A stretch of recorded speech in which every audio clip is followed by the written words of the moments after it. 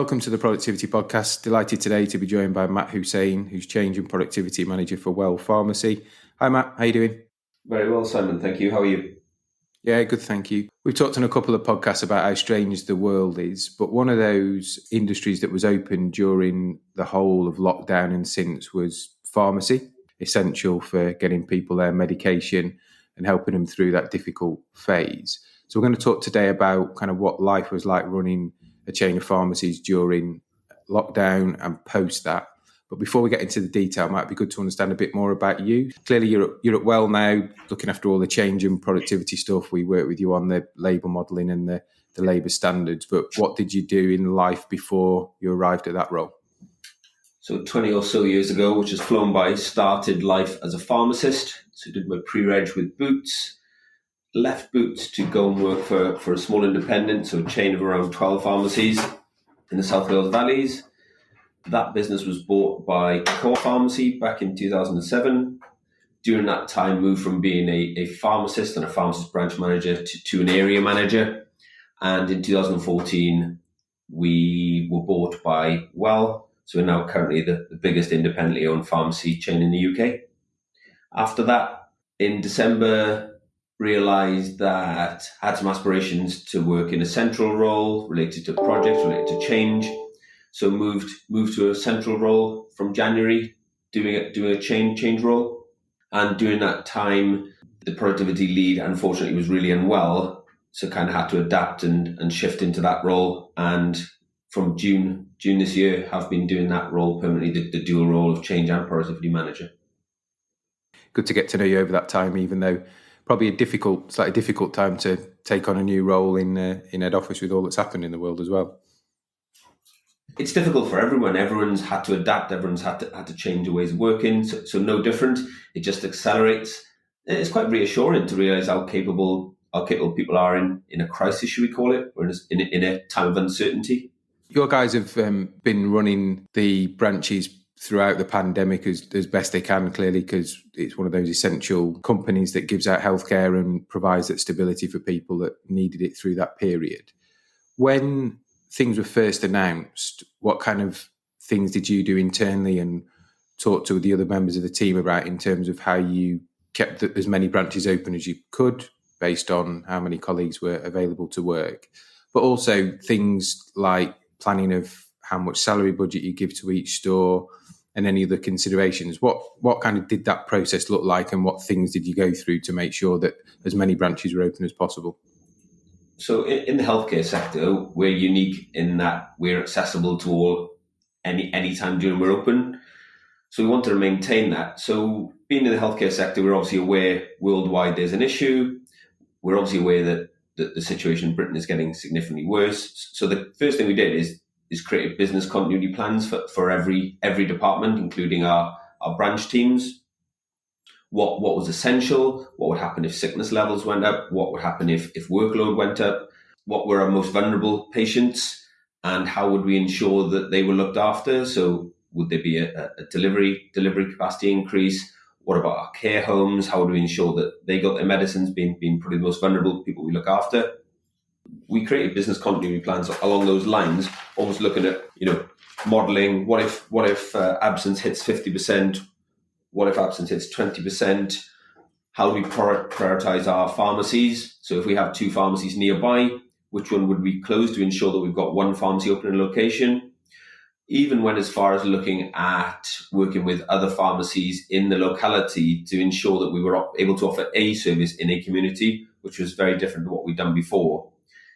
In terms of salary, we just want to ensure we were open. Like I said, our number one priority is to be accessible. So almost we built in some contingency into the budget, a COVID contingency based upon all those factors we'd planned in our continuity plans.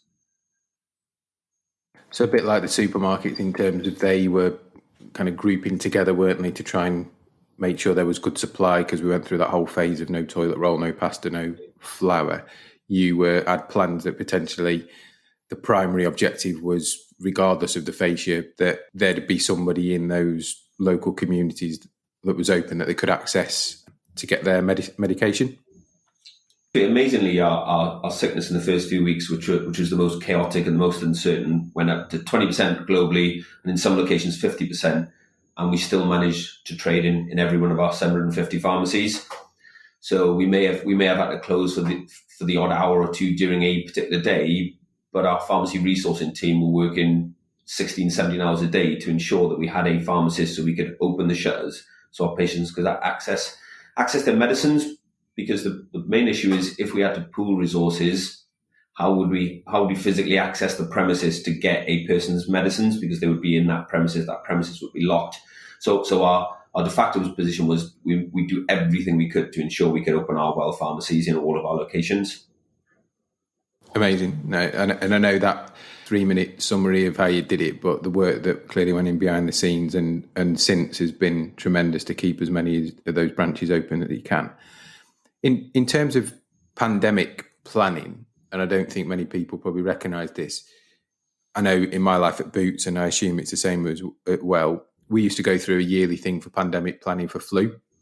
You've got the basis of a process there that you go through each year. And I remember, again, there was a whole team of people that it was their job each year to go through a pandemic planning process based on, if flu spikes, we need to close stores, et cetera, and I think we did that as well for when it was swine flu.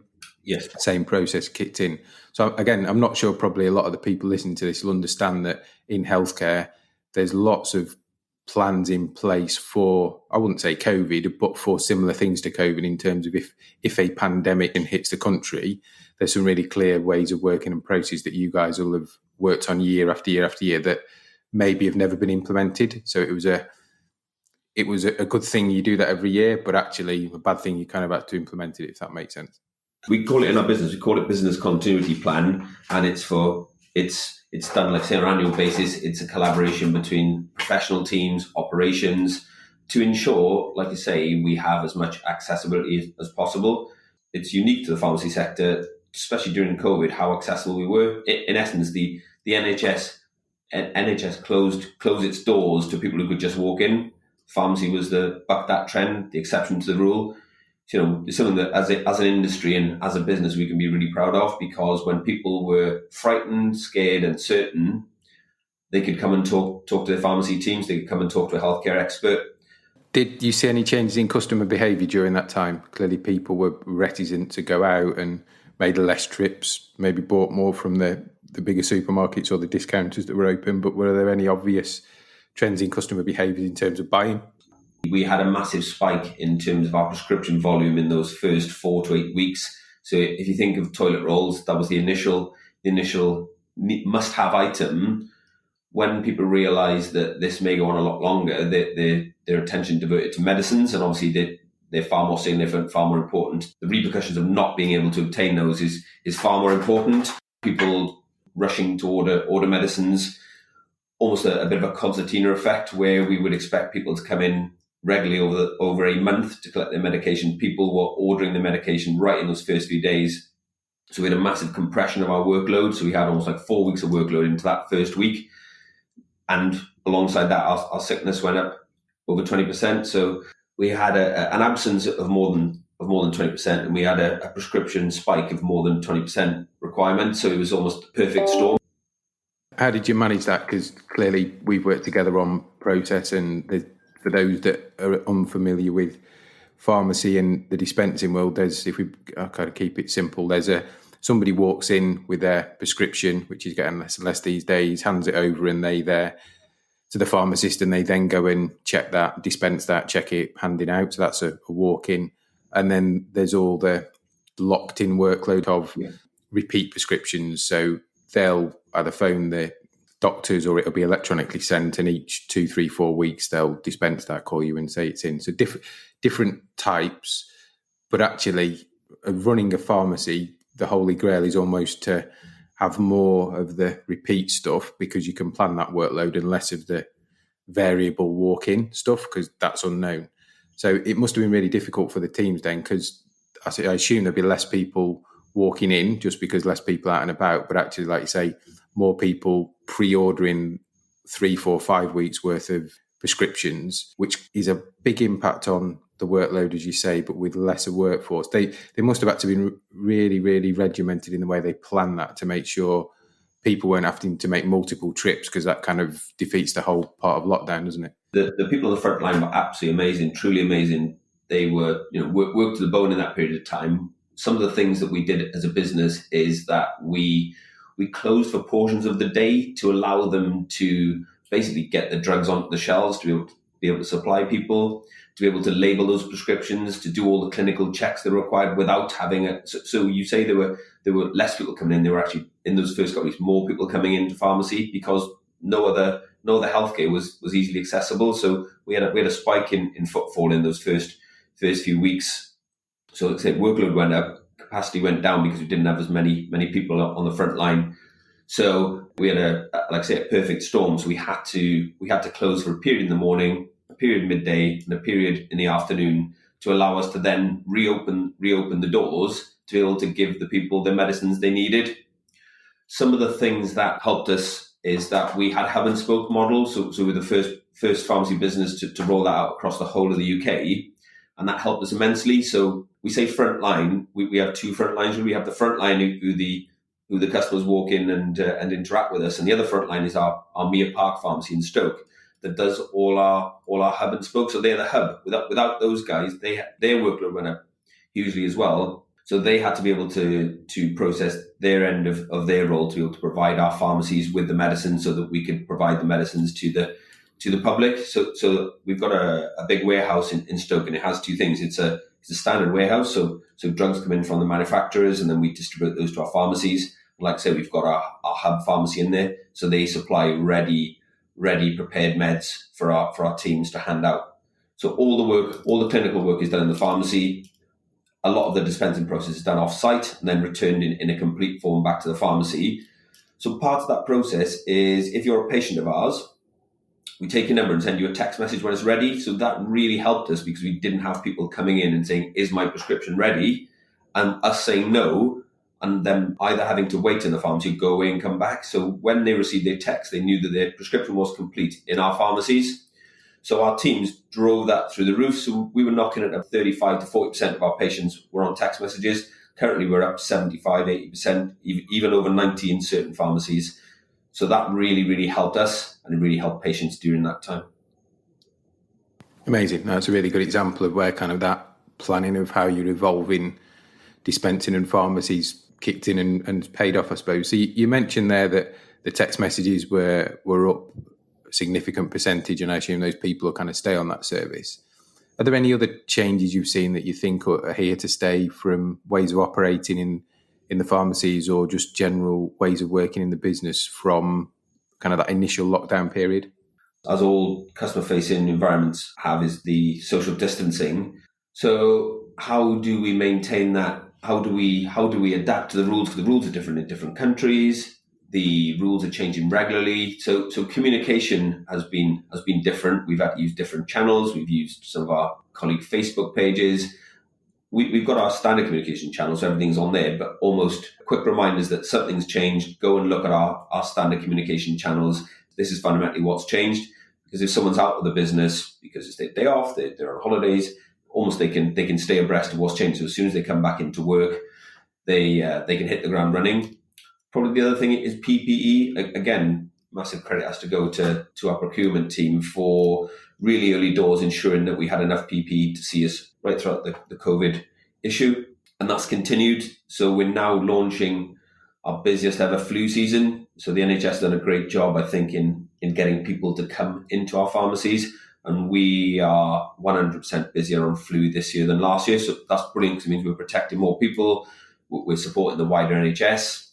So I think there's some of the things that are here to stay, how we support the wider NHS. If there's a COVID vaccine, I'm sure we're going to be involved in administering that, how we plan that, how we do that safely, how we do that socially distancing, how we do that with PPE. So I think one of the points you mentioned earlier is society may change in terms of when it's flu season, people will be wearing masks. So all of that stuff is relevant and I believe is going to stay. The one thing we should probably recognise is that social distancing in a big supermarket is one thing.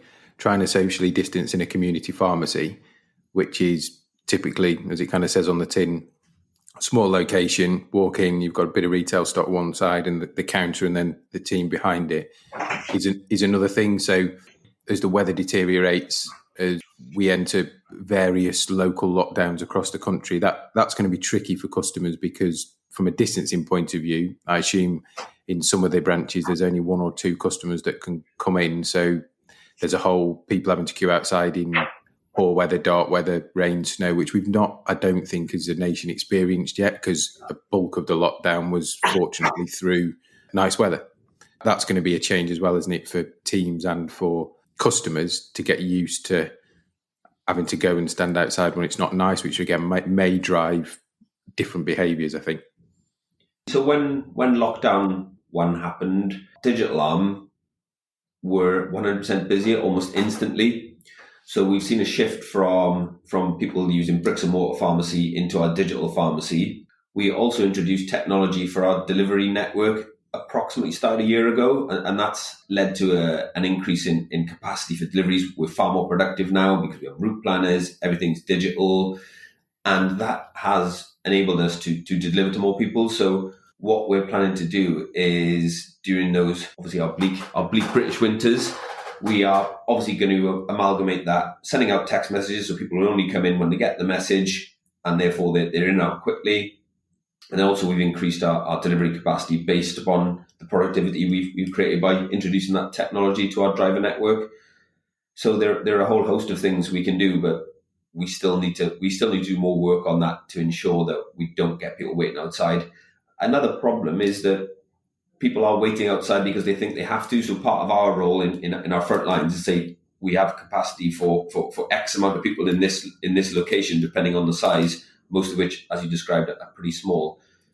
It's just almost become a learned behavior now that people walk up to a premises and wait outside. So if there's no one inside, they think no one's inside because they have to wait outside. So how do we get that? That's a local thing we need to address to make sure that we get the people in, serve them, give them their healthcare needs, and then they go out to allow the next person in. So it's multifaceted, and it will evolve as the weather gets more inclement, really. Yeah, it's going to be fascinating to see. Like you say, there's some ingrained behaviours already, I think, about queuing and standing outside and being prepared. It'll be fascinating how that evolves over time. As I say, in various parts of the countries, you can do different things or not. If we take pandemic and that piece of history out of the equation, where do you see pharmacy going? It's from the outside looking in, and we do a lot of work in the industry, it seems a tough environment to operate in, due to various government clawbacks on the cost that you guys get back for dispensing an item has been diminished over the years. Lots more focus seemingly on kind of retail side of things and non-dispensing potentially side of things. So what we know as services. So again, for people not familiar with this industry, services would be things like Healthy Heart, smoking cessation. There's a thing called an MUR, medical usage review, which local pharmacies are encouraged to do with their patients every year to make sure that the medicine's correct and there's no big interactions or long-term effects. So do you think it's going to go more service-led? Is it going to go more kind of retail-led? Where's your head in terms of the future of pharmacy over the next kind of 5 to 10 years? The point you made around services is absolutely key. So Matt Hancock has recognised, again, the accessibility of pharmacy, and our direction of travel, which has been massively accelerated, has been, how do we help the wider NHS? How do we take workload out of GP surgeries? They can concentrate on the more complicated cases, because as the nation ages, the needs of those patients gets more complex, and GPs only have so many appointments a day. So if we can take some of those appointments for the less complex cases out of GPs into pharmacies, where we have hugely expert people, our pharmacists, able to do so much for our patients, one direction of travel. The other direction of travel would be omni-channel. So we've dabbled with this. In reality, we're probably multi-channel now, but we are moving to an omni-channel place and offer our patients convenience. So they may want it provided through our digital arm. How do we get a situation where they get their prescription through the digital arm, but they get their vaccine through one of our bricks and mortar pharmacies? So we need to be able to offer them the choice and convenience. And that's where we find ourselves, we believe, in a really strong position in the marketplace, as opposed to a purely digital pharmacy. Because how does a purely digital pharmacy offer face-to-face services. There are some services that can be video, and we need to get clever about which ones are face-to-face. But again, it's about patient choice. So we've got to be clever on how we communicate what is available to our patients. So definitely a services agenda, definitely an agenda of patient choice, and how we join all those dots up. The better we join those dots up, the more seamless it'll be for our patients. The other thing I probably didn't mention there as well is there seems to be lots more collaboration going on. So not within industry, because I think, like we talked about before, that's a national emergency, the pandemic type of thing, but almost outside of your industry, there's people collaborating. So I think a couple of weeks ago, Asda and B&Q are doing a collaboration. Everybody seems to be doing stuff with Deliveroo all of a sudden. So actually, why couldn't you start to deliver stuff out in a different way than having a kind of local delivery network? So yeah, I'm fascinated generally in retail, but more so in pharmacy, having spent a lot of my life in that industry and learnt about it, where it goes. Because like you say, there's really different flavours that it could end up being, and I'm sure some people will pick a multitude of those. Some will hang their hat on one, and like ever, there's probably no right or wrong answer. The customers will dictate what works for them. If they choose to help for local pharmacies to distribute the flu vaccine there, that's another big step, isn't it, in terms of that pressure relief on the NHS, maybe more triage services, like you say, that free up GPs and practice nurses' time. I think pharmacies have always been part of the community. For me, I think the journey is they become more of that, and maybe the pharmacist is the first person you talk to when you're not feeling great or you've got some concerns about some part of your health, rather than the GP. Because like you say, we're going to have probably a bigger population of older people that live longer. So the current mechanism of dealing up with all that through the GP probably doesn't work in 10 years' time, does it? Or in a physical way even. Absolutely, you're spot on there. Probably the direction of travel's already started. So pre-COVID, NHS England launched a service whereby 111 can triage straight to pharmacies. So for a minor ailment, you ring up, you say, this is wrong with me. And they say, where do you live? Which pharmacy do you want to use? And they ping a summary. And then the pharmacist talks to the patient and provides the appropriate treatment or the appropriate advice. There was also the opportunity for GPs to do that. So when you contact your GP and you say, I have such and such ailment, they can then refer, rather than booking you an appointment, they can refer you to the pharmacy and book you an appointment with the pharmacist for a minor ailment.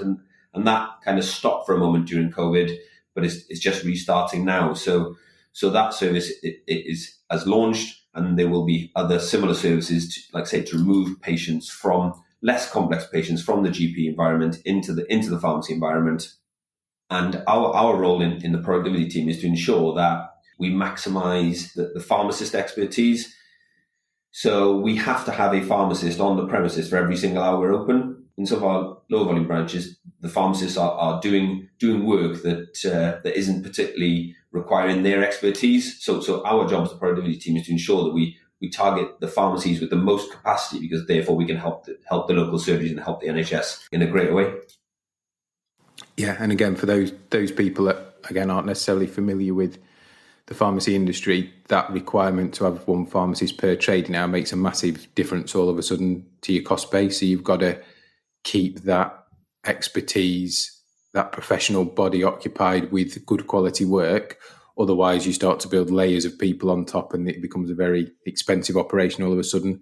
It's not like retail where you've got a store manager for 40 hours a week, but the store might be open 100. So you backfill with different levels of leadership structure. You've got to have a pharmacist employed, a locum, a relief for every trading hour. So that's a big challenge when you come to your world, Matt, in terms of productivity and planning, because you've got this really linear base cost before you've dispensed anything. Absolutely. They are our most expensive personnel. They're also our most clinically skilled personnel. Our role is to make sure we maximize their clinical skills to increase their productivity and output. And that's ultimately what we're doing with some of the models we're using to identify where those opportunities are. Because if we have a pharmacy where the pharmacist capacity is almost full, we don't have any room to put additional services in there. We would have to get another pharmacist to do that. But we may have a pharmacy close by that has capacity. So if we're going to launch a travel clinic, if we're going to launch some private service, e.g. pneumonia, chickenpox, Therefore, we'd launch it in that pharmacy. So the patients who go to our pharmacy, the pharmacy is full, say, yes, we can offer the services, but it's in our pharmacy. It's in our pharmacy very close by. And therefore, we're maximizing across our estate. Then we're not focusing on individual sites. We're going where as a cluster can we maximize our opportunities to become more productive. Amazing. Well, I look forward to charting the progress. I think it's a fascinating industry, an industry that's going to evolve quite rapidly, has done, like you say, over the last 6 months, but will continue to do so over the next 5 to 10 years, I'm sure, as well. And hats off to your teams as well for keeping the branches open, for serving the nation through an amazingly difficult time. I think everybody in the industry has done an amazing job of doing the best they can in really difficult, unsure circumstances. So yeah, hats off to the team, certainly, and well, great job. Final question then, before I let you go. So what's the best bit of business advice you've ever been given? May I have two, Simon? Yeah, of course you can. There you go, that's the first one. Ask. If you don't ask, sometimes you don't get, and it's that simple action of just asking for something, asking for help, asking for resource.